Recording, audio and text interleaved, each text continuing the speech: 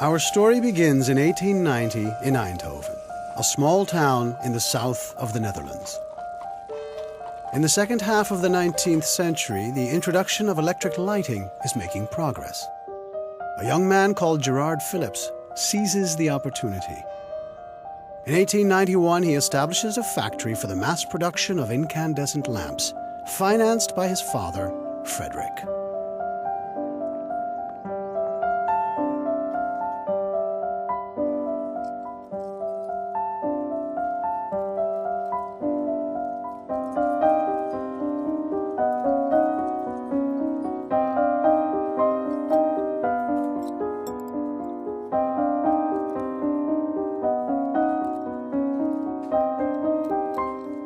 The first years are difficult for Philips. Production improves, but sales remain low. The family wealth is at stake, but the Philips family is eager to win in a business they believe in. At the request of his father and brother, 21-year-old Anton Philips comes to Eindhoven to organize sales.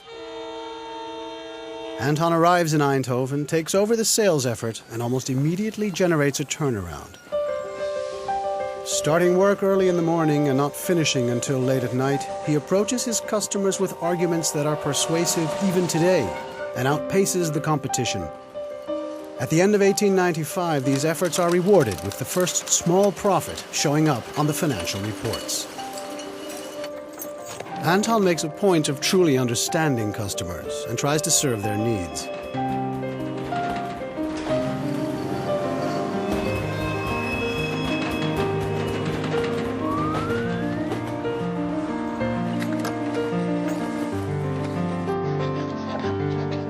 His biggest success at that time is achieved in Russia. Traveling through Russia in 1898, he books an order of 50,000 lamps for the Winter Palace of Tsar Nicholas II. Because Gerard does not believe him, Anton sends a telegram with the words 50,000, 50,000, 50,000.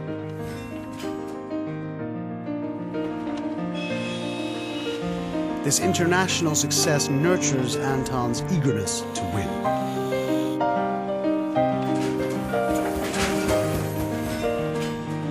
Sales and profits of Philips & Co. increase enormously.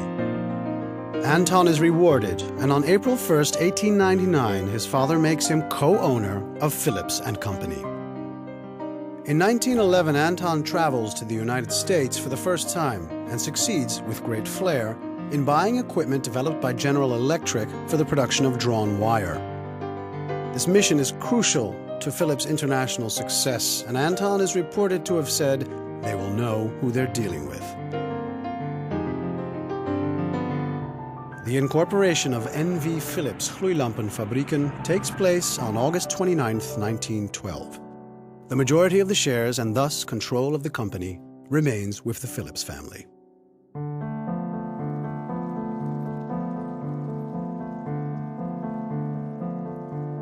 Aware of the competition and convinced of the need to innovate, Gerard and Anton decide that Philips would benefit from having a research center staffed by people with a background in fundamental science.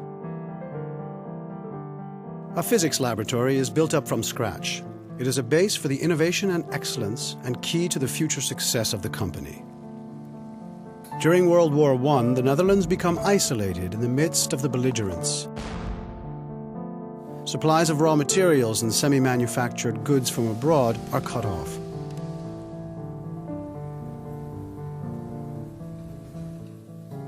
The only way to keep business going is to start its own production of glass and other materials. Instead of weakening the firm's position, the challenges presented by World War I strengthen its independence. New developments made during the war and rapidly adopted by Philips broaden its possibilities.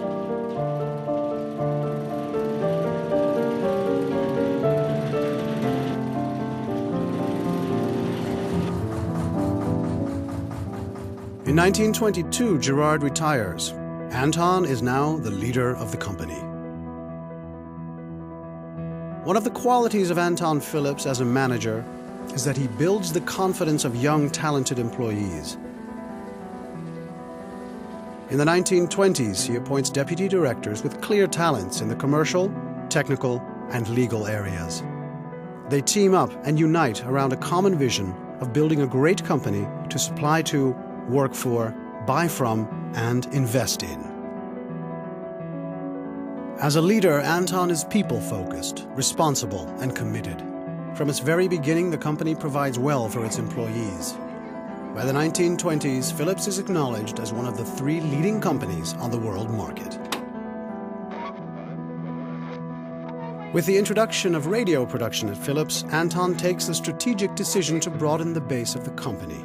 Radio enriches people's lives. And within 10 years, Philips is a leading company in consumer electronics. Wir bringen Ihnen heute eine Teilreportage der Reise Henry Fords durch Europa. Next to lighting and radio, medical equipment becomes a focus of Anton Philips' strategy. In 1927, existing activities in the field of X-ray tubes are boosted significantly through the acquisition of the German X-ray manufacturer CHF Müller. Not only production, but also the application of X-ray is a point of special interest. Anton personally promotes the use of the X-ray in Philips' tests for tuberculosis, with remarkable effect.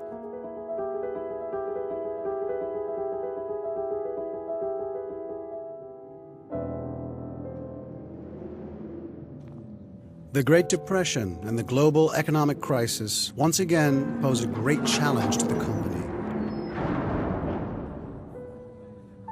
1 in 2 employees is laid off, which weighs heavy on Anton as a leader. However, activities at Philips Research remain on the same level as before. This will prove a great asset as soon as business recovers. New and significant innovations find their way to an expanding set of customers to improve the lives of many around the globe. Success calls for celebration. In 1934, Anton Philips' 60th birthday and his 40th Philips Jubilee are celebrated with great enthusiasm.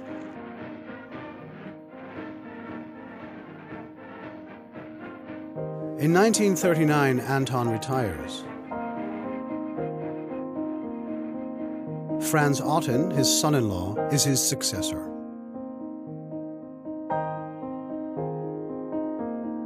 Although Anton and his team have taken precautions to safeguard its position, the outbreak of the Second World War changes the company's prospects dramatically. The evacuation plan is put into action. Anton Philips, Franz Otten, and a number of senior executives and their families make the crossing to England. A month later, the group is moved to New York. Anton's radio messages to the Dutch people demonstrate great involvement and support. Waarde stadgenoten, onze gedachten zijn bij u. Wij in het vrije land van Amerika, wij wensen u sterkte toe. Following the war, Anton comes home to a very warm welcome.